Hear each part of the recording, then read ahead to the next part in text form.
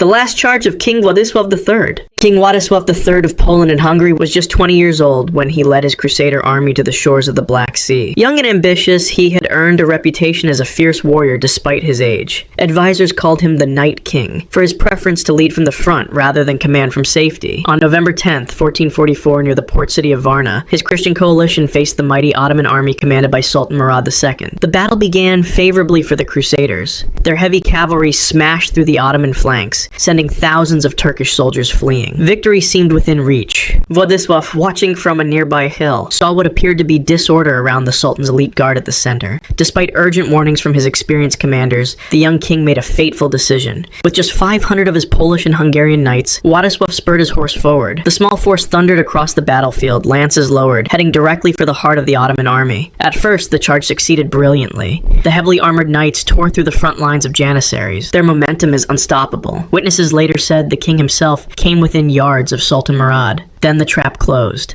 Thousands of fresh Ottoman troops surged forward from hidden positions. The Crusader knights found themselves completely surrounded. The tight formation broke apart as horses fell, pierced by arrows and spears from all directions. Władysław fought desperately, his sword rising and falling as janissaries pressed in around him. An Ottoman soldier grabbed the bridle of the king's horse. Another slashed at his leg, cutting deep enough to sever an artery. Blood poured from the wound as Władysław struggled to remain upright. His horse, panicked and wounded, reared suddenly. The weakened king lost his grip and fell among the press of enemy soldiers. The janissaries fell upon him immediately. One swung his sword in a powerful arc, striking the king's neck. Władysław's head was severed with a single blow. Ottoman soldiers raised it on a spear, parading the grisly trophy before the horrified Crusader army. The doomed defense of the Theodosian walls. Emperor Constantine XI, Palaiologos, knew what was coming. For 53 days, the massive Ottoman army of Sultan Mehmed II had besieged Constantinople. The once mighty Byzantine Empire had shrunk to little more than the city itself. Constantine, 48 years old and the last emperor of a 1,000-year dynasty, had just 7,000 defenders against more than 80,000 Ottoman troops.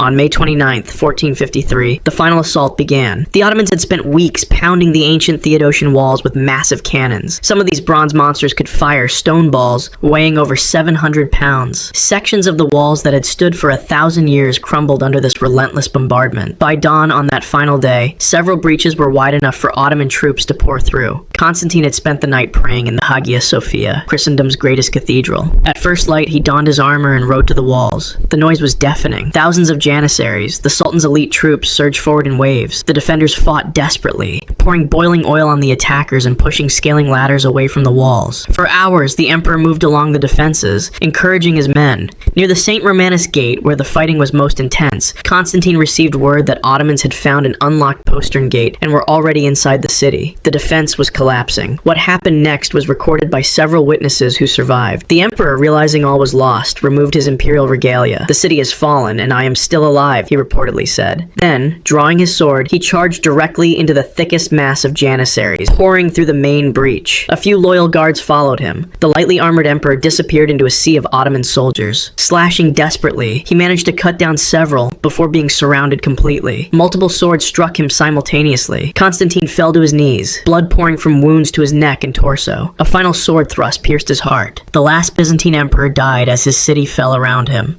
The farmer's slaughter at Visby. On July 27, 1361, the wealthy trading city of Visby on the Swedish island of Gotland faced an approaching Danish army. King Valdemar IV, known as Atterdag or New Day, had arrived with 2,000 professional soldiers, heavily armored knights, trained footmen, and skilled crossbowmen. The citizens of Visby, mostly merchants and craftsmen, stayed safely behind their massive stone walls. The rural farmers of Gotland, however, decided to fight. Nearly 2,000 farmers and peasants gathered outside the city walls that morning. They were poorly equipped for battle. Some had hunting spears or wood-cutting axes. Others carried only farming tools, scythes, flails, and wooden pitchforks. Few had any armor beyond thick leather jerkins. None had trained together as soldiers. Archaeological evidence later confirmed most wore everyday clothes, not military gear. The Danish force that approached was the pinnacle of medieval military technology. Knights wore full-plate armor that made them nearly invulnerable to the farmers' weapons. Their war horses were themselves armored. Crossbowmen could strike from distances the defenders couldn't hope hoped to reach. When battle was joined around noon, the outcome was never in doubt. Danish crossbowmen opened fire first. Hundreds of steel-tipped bolts tore through the disorganized farmer ranks. Men fell screaming, bolts punching through unprotected chests and throats. Those who survived this initial barrage faced the heavy cavalry. Charging knights smashed into the farmer lines, lances splintering ribs and puncturing internal organs. Those who dropped their weapons in surrender were cut down without mercy. Archaeological excavations later revealed the brutality of this one-sided fight. Skulls split completely in half by sword blows, bodies with 5 or 6 stab wounds to the torso, men with both legs severed who had clearly bled to death on the field. The skeletons showed defensive wounds on hands and arms where desperate farmers tried to ward off killing blows. Within an hour, it was over. The field outside Visby's walls was carpeted with bodies, blood soaked into the summer soil. The few survivors fled into nearby forests. Inside the city, Visby's leaders watched in horror as more than 1,800 of their countrymen lay dead or dying in the summer heat.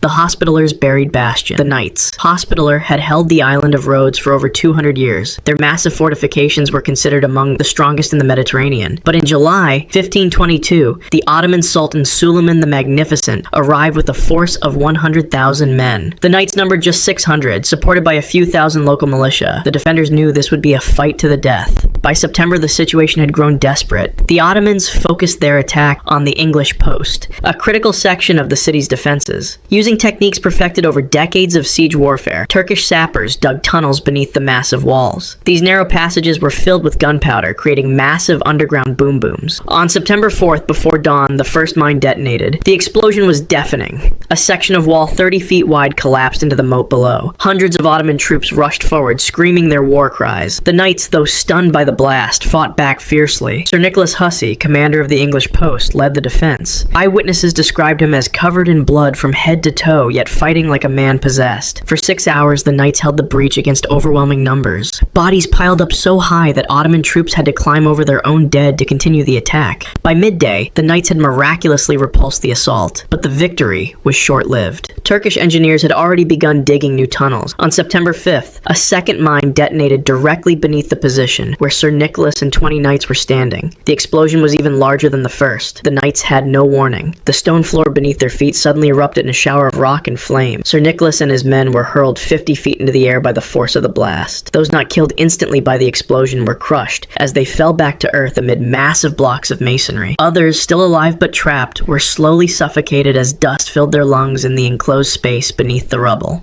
The Templars' final collapse. The city of Acre had been the last major Crusader stronghold in the Holy Land. By May 18th, 1291, most of the city had already fallen to the Mamluk Sultan Al-Ashraf Khalil and his army of 70,000. Only the temple, a massive fortress complex controlled by the Knights Templar, still held out. The building was among the strongest in the Middle East, with walls over 15 feet thick and towers rising 80 feet into the air. Inside, 200 Knights Templar prepared for their final battle. Their Grand Master, Guillaume de Beaujeu, had been killed days earlier by an arrow through the eye. Now leadership fell to Peter de Sèvres, Marshal of the Order. The Knights knew there would be no surrender. Templars captured in previous battles had been game-overed after refusing to convert to Islam. They would fight to the last man. For 10 days, the Templars held their fortress against continuous assault. Mamluk siege engines hurled stones weighing hundreds of pounds against the walls. Turkish sappers dug beneath the foundations, placing large boom booms in tunnels. Despite the overwhelming odds, the Templars repelled attack after attack. They fought with the desperation of men who knew death was certain. On May 28th, Sultan Al-Ashraf ordered his engineers to collapse the main fortress. Hundreds of slaves had spent days undermining the foundations, replacing stone with wooden supports. At his command, these supports were burned away. What happened next was recorded by several Mamluk chroniclers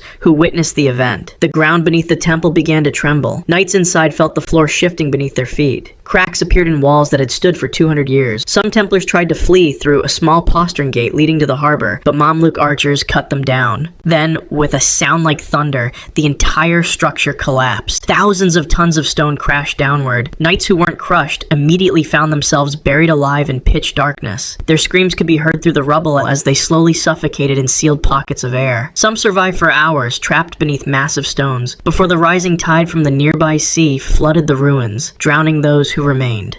The French Knights' reckless charge. The Battle of Nicopolis began on September 25th, 1396, on the plains of modern-day Bulgaria. A crusader army of 15,000 faced the Ottoman Sultan Bayezid I and his force of 60,000. Leading the European contingent was the 24-year-old Count John of Nevers, son of the Duke of Burgundy. Young, wealthy, and arrogant, he commanded the flower of French chivalry, over 8,000 knights and men-at-arms who considered themselves the finest warriors in Christendom. King Sigismund of Hungary, an experienced commander, had urged caution. His plan was to use Hungarian infantry as a shield, with the heavily armored French knights held in reserve for the decisive moment. The French nobles openly mocked this strategy. Count Philip of Artois sneered that Sigismund was afraid to fight. The French commander declared they would lead the attack themselves, to show how real knights fought. Despite desperate pleas from Sigismund, the French knights charged forward. It was a hot day, with temperatures over 90 degrees. The knights wore full-plate armor weighing more than 60 pounds. Many were already exhausted when they reached the Ottoman lines, having galloped uphill for nearly a mile. The first Turkish troops broke and fled before the armored horsemen. The French, seeing the enemy retreat, pursued eagerly. What they didn't realize was that they were being drawn into a trap.